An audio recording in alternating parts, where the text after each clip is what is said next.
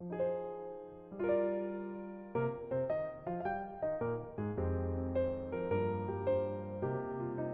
Rouge Cafe, located in a residential area right beside Golden Gate Park. It is a nice, comfy rest stop for friends, families, and bicyclists alike. This humble cafe offers a variety of delicious and healthy meals, all prepared in a cozy kitchen in the back. Let's see what people have to say about it. It's good people, good food, especially the breakfasts, and yeah, it's just a great spot, and yeah, nice atmosphere. So my name is Kieran McPheeney, and I own Velo Rouge Cafe here in San Francisco on the corner of McAllister and Arguello. It's in inner Richmond, and it's right beside Golden Gate Park. Absolutely. So Velo Rouge means red bicycle in French, and this is a bicycle themed cafe, and the reason for that is because the first owner, I purchased this cafe from a lady called Megan Lynch, and she was an avid cyclist, cycled through over 50 countries, and this corridor here from Arguello, from Golden Gate Park all the way to the Presidio, leads into the Presidio, across the Golden Gate Bridge, and it's tons of cyclists from all over the Bay Area that use it. And this area was just a great prime location for people to stop in, get an espresso, get some water, have some lunch, and that's why the Velo Rouge came about, for the love of cycling, essentially.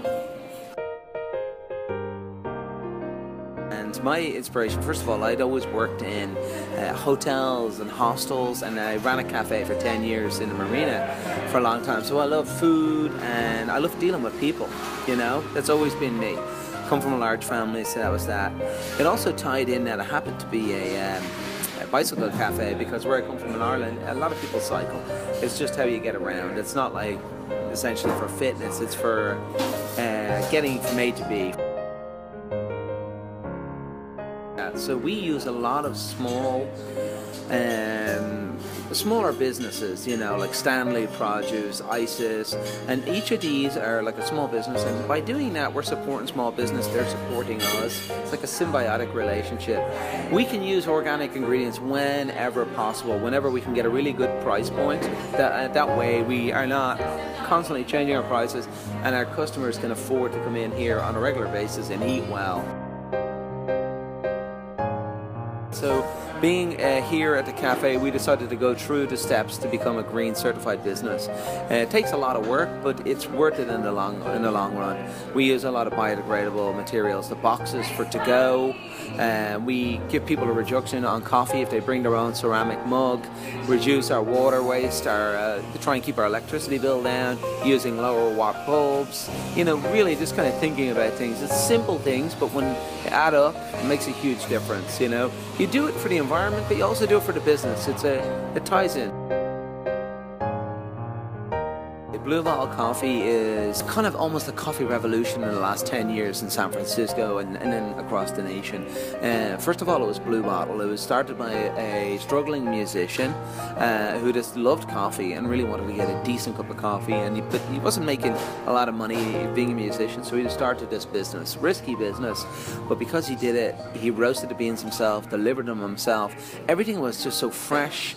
It was just, people could taste that in the coffee. Then he sourced out his beans from different parts, fair trade, from South America, Africa, Asia, all over the world, and became this really successful, great business because he really cared about the small business. They come, they check on our quality of the drinks we make, they help us train our baristas, they help us fix our machines, they keep us informed of what, you know, the different beans that are available, and that way it keeps things interesting for the customer.